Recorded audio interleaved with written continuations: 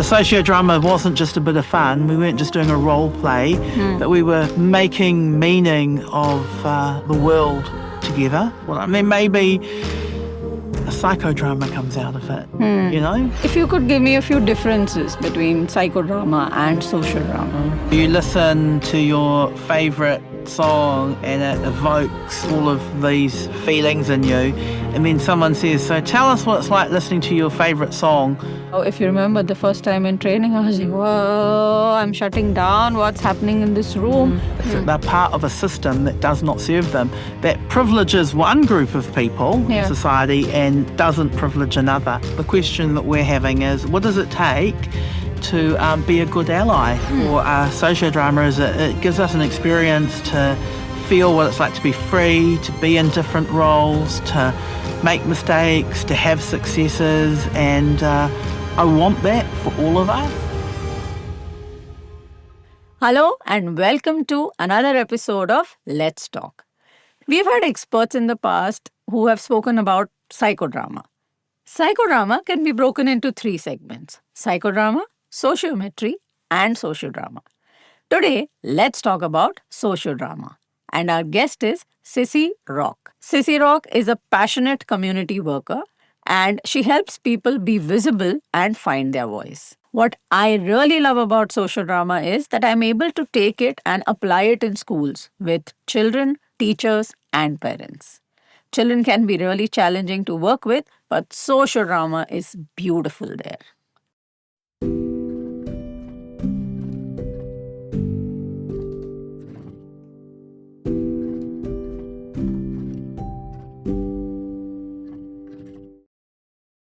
Hi, Cissy. Oh, hi, Rashmi. Welcome to Let's Talk. Yeah, it's good to be here. Yeah, and I'm excited to have you here. And I've seen you as a trainer. I'm learning a lot from you. Today, let's delve into understanding a little bit more about sociodrama, which you love doing. Yeah, sociodrama. Yeah. So what is sociodrama, if you have to? Yeah, I've kind of tried to find a way to explain it quickly. I think sociodrama is when we're working in action with social systems, social issues, and a group concern or a group interest. So it's not it's not in isolation from the group. Yeah. So it's more of a group work. It's definitely group work. It's definitely group work. Yeah, and it's definitely looking at, social issues, social systems, things that concern us as people in the world. So me and then the larger picture, the world, the society, how... Yeah, or the systems that we're in. I often say, we live in systems and systems we live. And so often we only experience the system from one role in the system. So sociodrama lets us walk in other people's shoes, be in different roles, and that kind of expands us and how we can be in the world. So can you give me an example of a system, and when you say roles in a system, just for better understanding?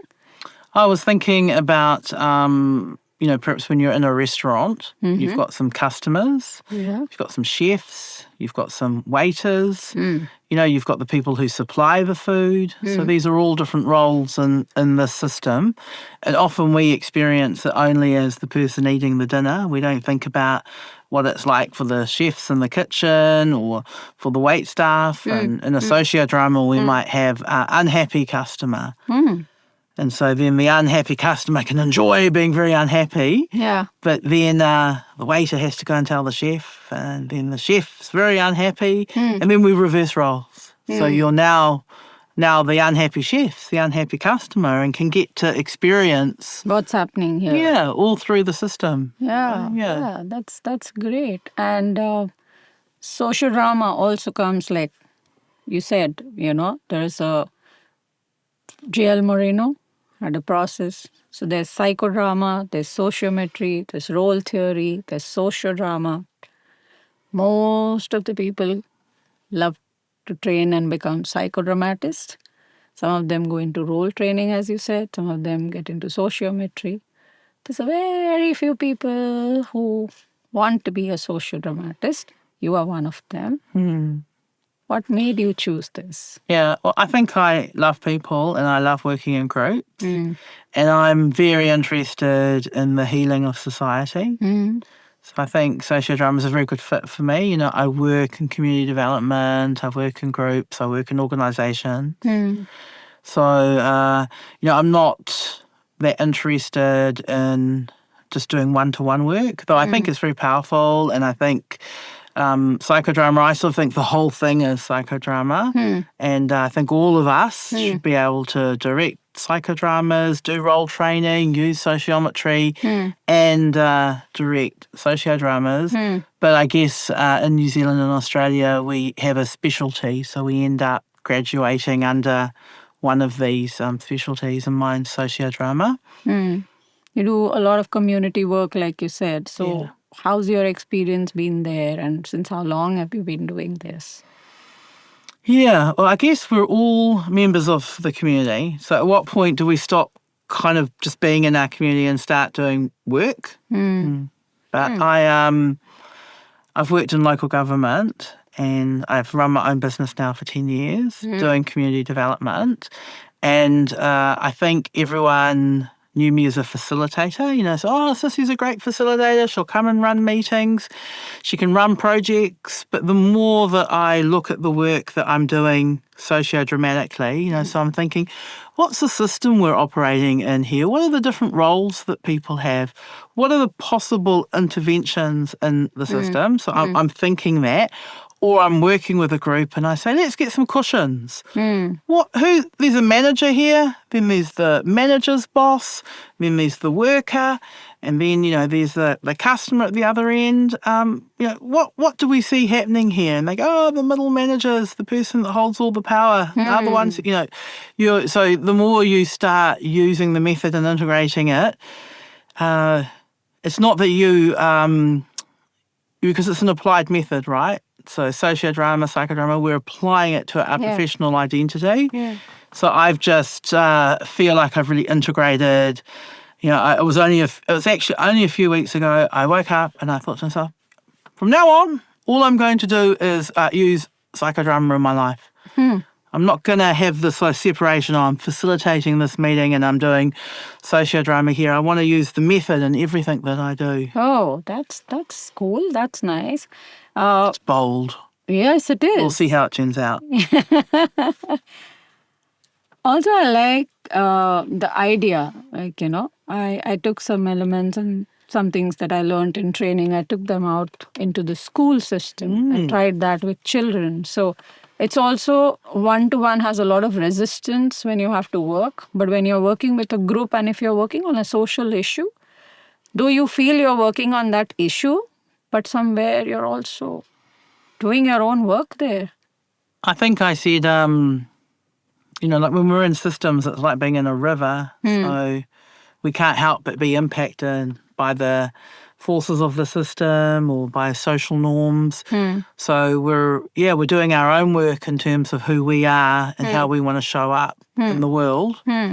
I think people really underestimate sociodrama, right? Like people are thinking, maybe I go for therapy, I go for psychodrama, I'll do sociodrama, but it will be a bit lighter. Not so much will happen. But really, the work you're doing, you're kind of doing on behalf of society. So when quite a few people just recently said when they left the training, they went back into the world, they found the conversations they were having with people were different. The way they interacted with people were different. And that ripple effect means that we're doing work for ourselves, but that work has an impact for the whole of the societies that we work in. Yeah, I like the ripple effect that you're talking about. And it did come up in our training that, it's from micro to the larger macro. I get impacted, I go home, I have that little shift and change in me. And, then every time I'm in training, there's something more that I learn. And I start looking at systems differently. I start looking at how systems are functioning in a society and how the larger picture is. So you work with different age groups, Cissy? How is... No, typically I work with adults or what we call youth in New Zealand. But I did do a magic shop. I did a fringe festival and I'd put in R15. So I only wanted people over 15 because I thought using the method with young kids had a lot associated with it.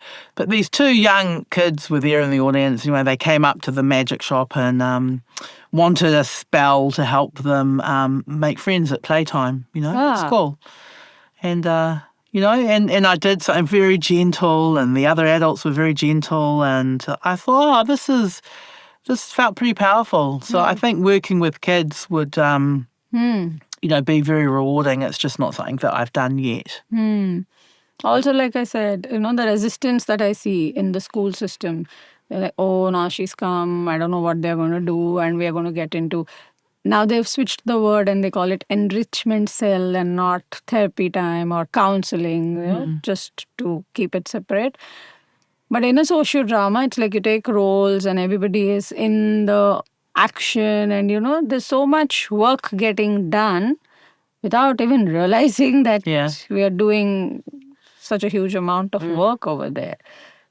Any particular group that you are, you feel more that I want to put in more work here with this particular community or group or... I think I've got my particular interests. I'm pretty interested in housing and welfare. But in terms of working with groups, I do work quite a lot with political activists because I think this is an area where radical stuff happens.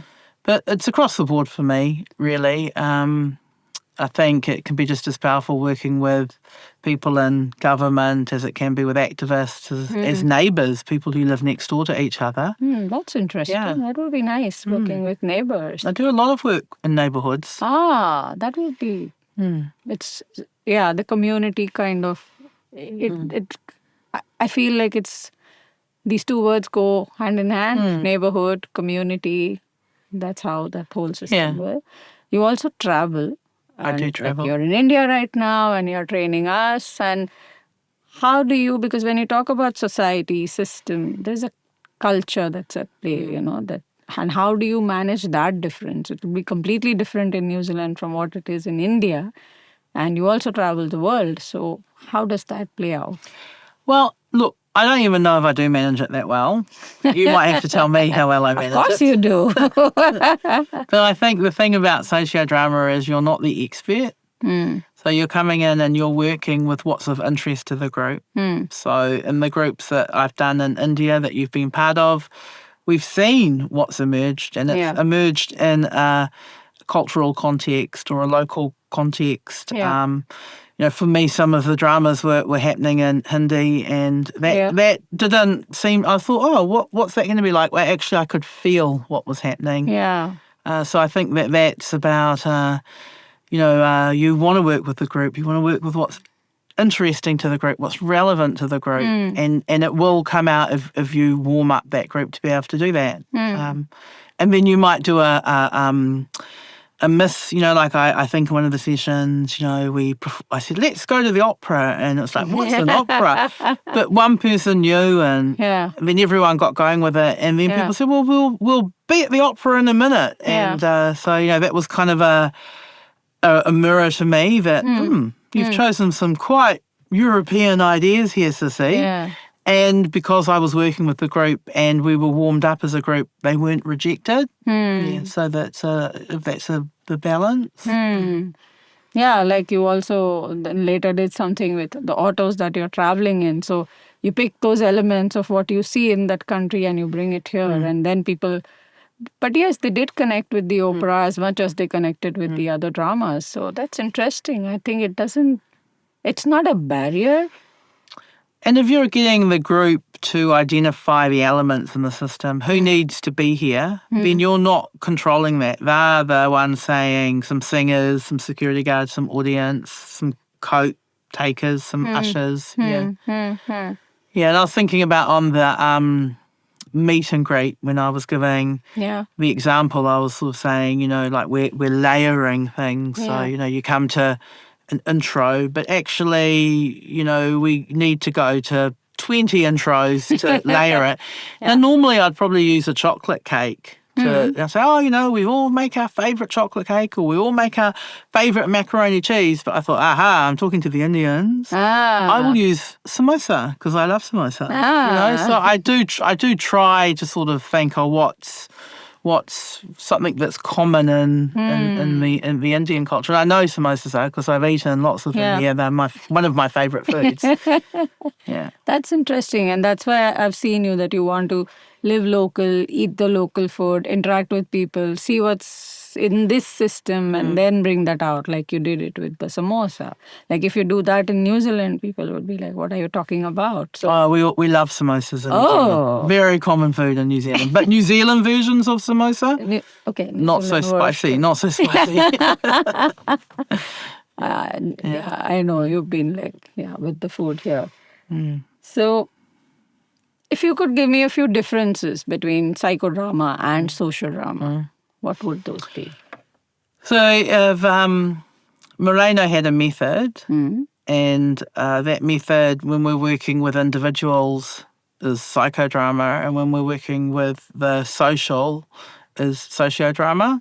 So, we have a stage, we have the audience, the director, we have a group working as a protagonist. So we have a lot of the same, all of the same things. We do role reversal, mirroring, but we're focusing on different things. So in a psychodrama, this is that person's version of what happened. And when we're taking up roles, according to that person. We're not just making up our own role. We're bringing ourselves into it. But we've done a role reversal. We have an understanding of the thinking, feeling, and action of the role. In a sociodrama, we are taking up social roles and we're bringing ourselves in, but to social roles like, things that are in the common, that are in the public. And so we have a sense of getting to know ourselves through being in this variety of different social roles. So like you gave us an example that if it's my psychodrama and I need to get the role of my mother, it's my mother. But in a sociodrama, it is a mother. Like how as a social role, what would be the attributes or characteristics of a mother in a particular role? And then... And then the way that you're a mother and I'm a mother and Vanessa, Deirdre and Henry are all mothers will be different because we're bringing ourselves into that social role and we're shaped ourselves as we bring ourselves in. But we have to be very accurate when we're doing a psychodrama because it's someone's version of what's happening. Yeah. And here it's more on it's the larger picture. It's in the social realm. It's in the social realm, And I've seen you work with the group and pick things up from the group and let the theme emerge and let things... So it's not a scripted thing. When you work with us as a director, it's like you're constantly, your word, action cues. You're constantly looking for action cues. Who's saying what, who's doing what, picking up from there. And then... It's beautiful to watch how the whole thing kind of... There's a couple of things, because I think some people have pre-planned sociodramas or, like I certainly have one. When I want to investigate allyship, I've got this scenario that I set up and I say, so we're on a plane and we have... Who's on a plane? People say pilot, air hostess, and I, some passengers, and then I say to one person, now you're very fat and, someone who doesn't want to sit next to you. And then I leave it. Yeah. That's it. So it's not a script. And then it plays out. Yeah. Now I've done this 5 or 6 times. Every time it's very different because it's the people who are in those roles are trying to get hold of different things, but we're trying to work out, the question that we're having is, what does it take to be a good ally? So, some people say, I didn't want to cause a fuss, so I didn't say anything. I felt really uncomfortable and I thought maybe the fat person would be worried if I said something. And then other people stand up and say, leave that person alone. And one of them, our air hostess, wrote the rules and lost her job. Oh. That's the cost of allyship. So, that's a pre-planned one, but you pre-planned in terms of these are the elements I need for us to be able to explore what does it take to be a good ally, which is something, I was particularly interested in, and I'd warm people up to that. Other times I might go to a group and we work in the group, well, what are we interested in? What is the theme here? So not a topic like, we're going to explore allyship. We're going to explore an aspect of that. What does it take to be a good ally or an effective ally? And so you're working with the group. They come up with a question or a scenario or a set of elements or dynamics that they want to explore, and they come up with a scenario that fits that, and then you're off. And you're not having to create the script saying, stop, now you say that. No, stop, you say that. They say what's in them. And when it's action, it's like everyone in the system is playing their Everyone's doing it, and it can be noisy, and then you can spotlight it, you can role reverse, you can look and you can say as a director, is everything that we need in the system there to cause the tension, or so that we can explore the question we're interested in. But really, you're like a director of a television show. You're not in the show, right? You're off the stage. Yes. You're watching what's happening, and you're just making sure all the things are happening in a way that they could. Yeah, and then you're like an orchestra, like an example that you gave of an orchestra, and you're like trying to just get that in. Yeah, and then the sharing is very important. So after that, we share what we got hold of from those different roles. So we share it into the group. So the group is hearing, and someone will say something and, it's so profound, I didn't realise that. Or, and then we're creating this shared experience that we make meaning of from the roles for ourselves, but also for that topic that we're exploring, or that theme, or the group we're with, So that's what I say about sociodrama, is actually the sharing is a vital component. You can't skip the sharing. So it's also to integrate, get the group back, and people shouldn't be in their own insights and sitting with their own issues. Yeah, I think that in some countries there's an idea of de-rolling, and I think that for me the sharing is the integrating. So what you're getting hold of the role, you don't have to wipe off. You bring it here in the bring room. it in, and then we're all integrating it. And who else feels like this? Or who is, sometimes we see a complete opposite reaction to the same drama. Someone's feeling something else, and there's an opposite reaction. Yeah, and we work with that. Yeah. We don't skip over it. Yeah. We just, let's work with what this brought up. And then maybe a psychodrama comes out of it, It's a lot of spontaneous work. Yeah. You have to constantly be very, very spontaneous. I think you have to be very up for it. Watching, listening. Yeah, and watching the whole thing, right? Because when it's a sociodrama, it's not. Yeah. It's like the bigger picture. You've got to be, I say, off the stage, come back. Yeah. Right back. Yeah. Have a look. Yeah. I want to just bring out what I'm struggling with right now. It's like when the team sat together and we were brainstorming, I'm the only one who's had a lived experience of sociodrama. And the team wants to, can we have more stories for people to understand, some personal sharing, what happens? It's so difficult to explain.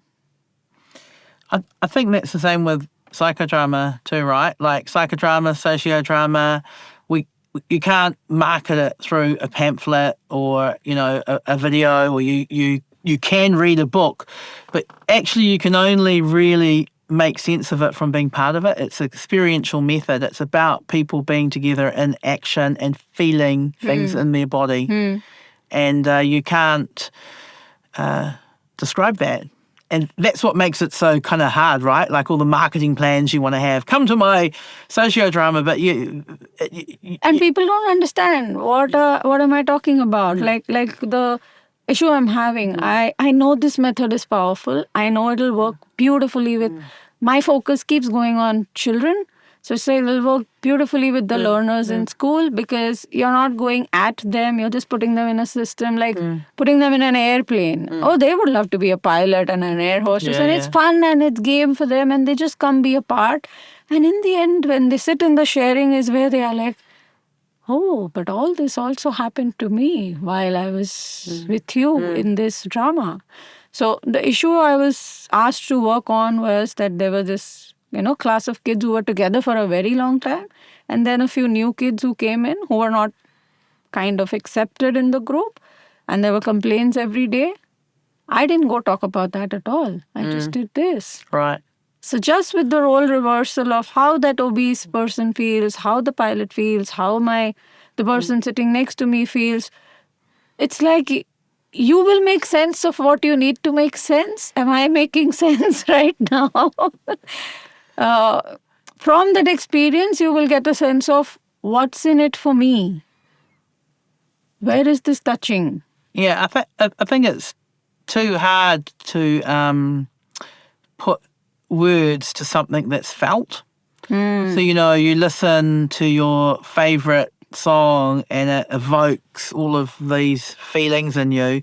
And then someone says, so tell us what it's like listening to your favourite song so that I can listen to your favourite song. Well, it's not about that. I felt something. And I think that that's the thing that we're trying, and people will come up to me and say, I love the way you do group work. What do you do? Give me your top 5 tips. And it's like, oh, actually, it's not 5 tips. It's a whole way of seeing the room, watching the group. And, it's called psychodrama. Do you want to come along to a session? And I think that that's really the only way. So if anyone's listening to this and thinking, I don't quite know how to get hold of it, Google it and see where someone's doing sociodrama or psychodrama in your community. Come and do it. Do it, feel it, come experience it, and then you'll understand the power and you'll understand. But there are little feedback loops we have. So we have done a lot of sociodramas over the last 5 days, and then people will say, I went home tonight and we were talking about something and I actually had a really different response. So I said this to my family. I was out and you know what? I tipped a lot. I get a really big tip tonight because I felt what it was like to be the waiter. So there's little feedback loops that we do get that let us know that the sociodrama wasn't just a bit of fun. We weren't just doing a role play, that we were making meaning of the world together. And then sometimes these things will come to us much later. We'll get hold of little bits or pieces. You'll connect the dots later. You'll react to something and say, oh, I've responded differently here. That's right. That's because I had that experience there. Or you'll hear a word where someone will say, oh, look, I was a failure at that. And you think, what system is there a failure? Is there a winner and a loser in? And then so you'll ask a question like, so who do you think won if you failed? And they go, well, no one failed or no one won. So you're just looking at the world slightly differently. Or they go, oh, I hadn't thought of it like that. So you're listening differently, you're watching the world differently. They're responding differently. So I think that's beautiful because, like you tell us, change happens here. When each one changes is where you see that emerging in the society. It won't.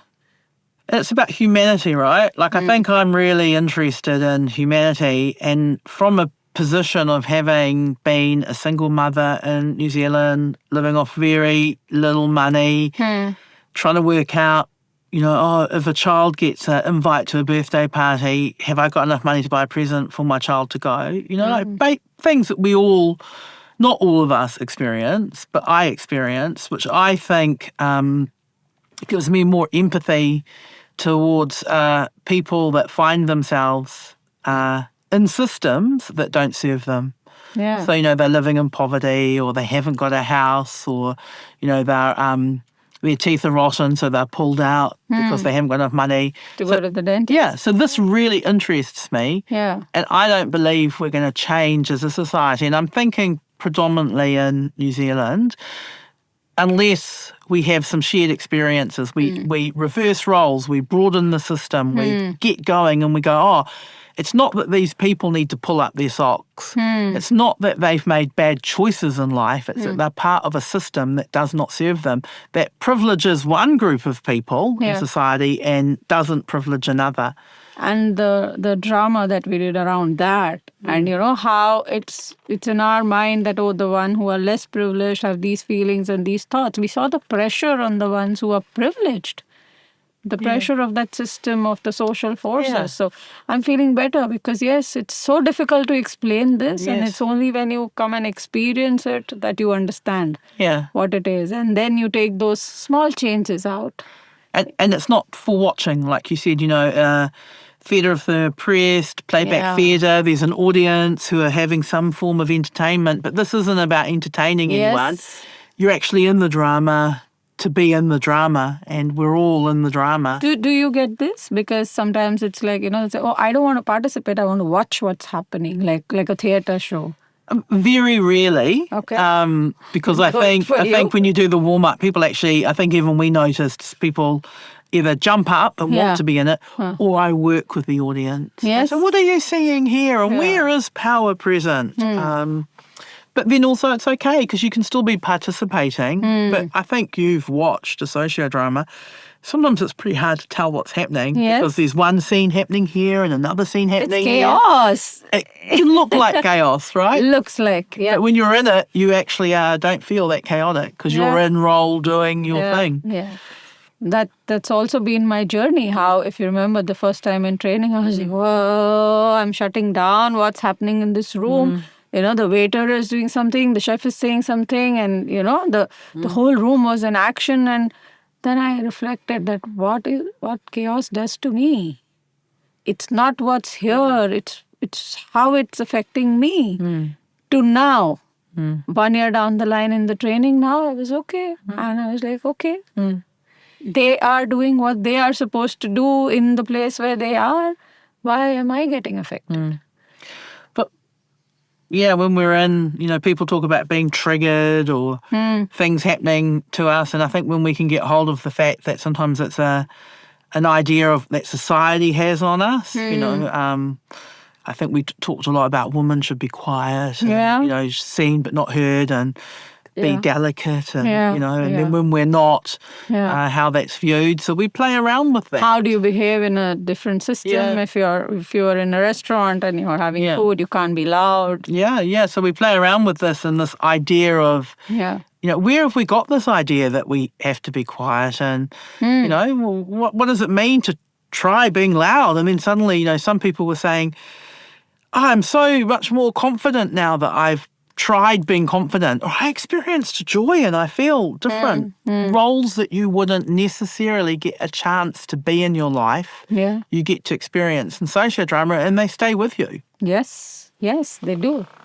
Yeah, thank you. This makes me feel good that this is the best that we can do, and we keep doing our work and let people come experience. You keep doing more and more sociodramas, and any experience that has stayed with you. Maybe one or two. Yeah, I think multiple experiences have stayed with me. I was in this sociodrama that was about space, right? And so I was with our group went and created a little bit of space for themselves on the stage. And then another group came and they took up so much more space than us. And I was like, oh, hold on, we're actually getting crowded out. And there was something very simple, right? But I was sort of like looking at this, why do you think you can take up so much more space than us? And that in itself made me think about myself and what is it acting on me that I think, we only need this much space and we should be grateful for this much space. Now that's kind of weird, right? When I talk to you about it, it's like, so there's a stage and some people take a lot of the stage and a few of you take a small amount of the stage. So what? But for me, it really made me think about entitlement, and when people think that they're grateful, I'm grateful for the small amount that I've got, and other people are ungrateful for the big amount that they've got. So yeah, it's sort of like it's not this for that. I did a scene in a restaurant, and now I think about when I'm in a restaurant, it's about what it evokes in you and makes you think about value systems, because I think that that's very important in sociodrama. We're looking at people's value systems, how the world works best for them. And these are the things that stay for me for a long time as I get hold of my own value systems and start getting aware of how other people are operating with their value systems.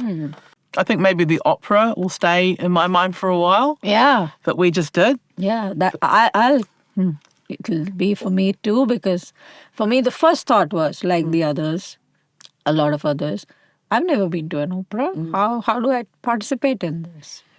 So what part of that stays? I think there was a moment where people were getting ready for the opera, and singing, right? And the audience were like clapping, and then they go reverse roles. Yeah. So then the audience become the opera singers, and the opera singers become the audience. I was one of them. Yeah, and I think I don't know. Well, so what was it like for you? A new appreciation emerged? So before I could just warm up and you said cut.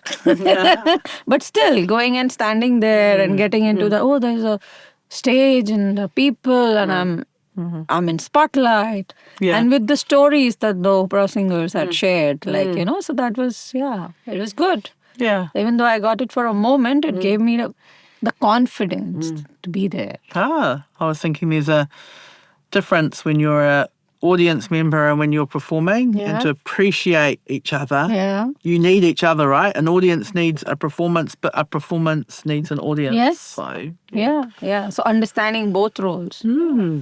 That was interesting. Yeah. I think one thing I would like to say is I'm talking about sociodrama to you here and now, and that, our ideas can change or we can get hold of different things. And that's the thing about sociodrama. It's everything happens in a context, in a moment in time. And that for me, there's no rigidity. It's not like it has to be done that way. It has to be done that way. I'm just sharing with you right here and now what I know about sociodrama. Yeah, and your other experience. people will know other things. And maybe I'll go and meet them next year and I'll come back and say some different things to you. And I think I value freedom. And perhaps that's the biggest draw card for me for sociodrama, is it gives us an experience to feel what it's like to be free, to be in different roles, to make mistakes, to have successes. And I want that for all of us. And I want us to be aware of the systems that are operating and the impact they have on individuals, and the way that value systems or social norms or cultural norms or influences play out, and the power of the group. Yeah. And so, I'm this is just this moment in time. So please come back to me in another year and see if I'm going to say, if I feel different, because I want to keep growing and developing too. Sure. Yeah. I don't feel like an expert. I just feel like someone who's very passionate about it. I see that. I see that in your work. I see that when you're out there.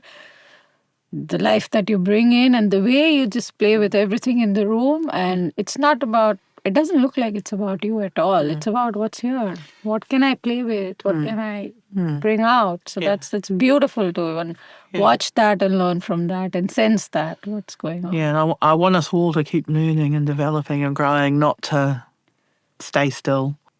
Me too. I love that space. Yeah. Where you're learning, growing, developing. I did a sociodrama about burnout once. And it was with a group of community workers. So we had this 2-day residential, and we said, what's of interest to us? And we, did the sociodrama about burnout. You know what? We worked out that burnout isn't about individual self-care. It's not in the sociodrama. Yeah. We worked out that it's about a system that expects people to perform all the time at a high level, that values workers over resting, that measures, is about capitalism, so measures your outputs by what you do. So as a group, we walked away going, oh, actually, it's not my fault that I'm burnt out. It's not about me failing as an individual. It's about the system that we're in. The pressure, how much you have to work, how long you have to work, how good you have to be. But, and everyone's always operating at this level. So that's what our Sociodrama told us as a group from that experience. And I think from that, I employ people from that. I've always tried to be a very generous boss. I've always said, if you're sick, please take 2 days off because I want you to get better before you come back. So I've been aware of certain things, not to expect so much of everybody, to know people work at different levels that you can't be on all the time. Like, you can have moments of being hyper, but, you're going to have moments where you're down and you're lying on your bed reading your book. And that makes you a better worker. Yes. Go and walk the dog. Go and walk through Mumbai when it's raining, wearing your raincoat. Experience life, and you'll come back. So that's what I learned about burnout. That's interesting. It's not an individual's responsibility. It's about us and the systems we create that support the people who are working in them. Yeah. So when I was thinking of burnout in terms of as a therapist, as a counselor, you do a lot of one-on-one and individual work, and then there is, you reach a state. But this is very interesting. We could think of that. We could say, well, what's because the it was system? always like, why am I feeling burnt out? To what's out there in the society that's putting that pressure on me? Yeah. Well, what I are don't the need to therapists having to do? Yeah. Why do I need to see 7 clients in a day? I cut them down to how much I can handle. Yeah. So why? What are those pressures on me that make me do something like this? That's very interesting. Yeah. I think about it. Yeah. And I liked how you said that. In that particular social drama. That's a disclaimer which is so important because you do the same drama again with the same set of people also. It's going to be different. Because it was in the sharing we worked that out. Yes. And it was from those people's experiences that we got hold of that. I think one of your colleagues had said to me, if you were doing suicide prevention and you had corporate, children, someone else, what would you do? And I think because in Sociodrama you're working with the group and the group's warm-up, you would work out what that group is interested in. So children might be interested in something totally different from adults, from corporates, and also the context that you're operating in. So you're probably going to be maybe thinking about, what happens before someone thinks about suiciding. What are the moments, 6 months before, what's the society, the conditions that happen? Like in New Zealand, I know young men are the highest statistic. So what are the pressures that are on young men? What does toxic masculinity look like?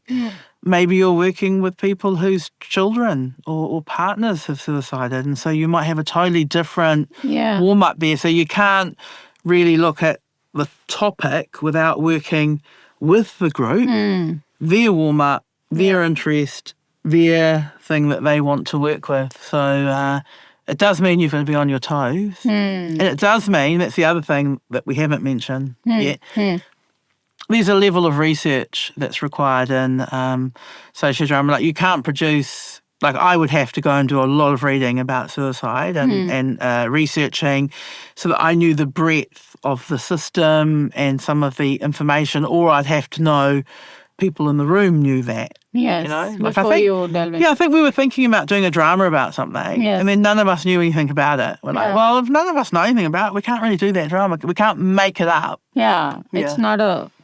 come and just perform something. We don't know what this is all about, so we'll just make up our version of it. Choose something that we all know about, enough of us know about, that we can work with. So as a social dramatist, it's important to know what's happening in the world.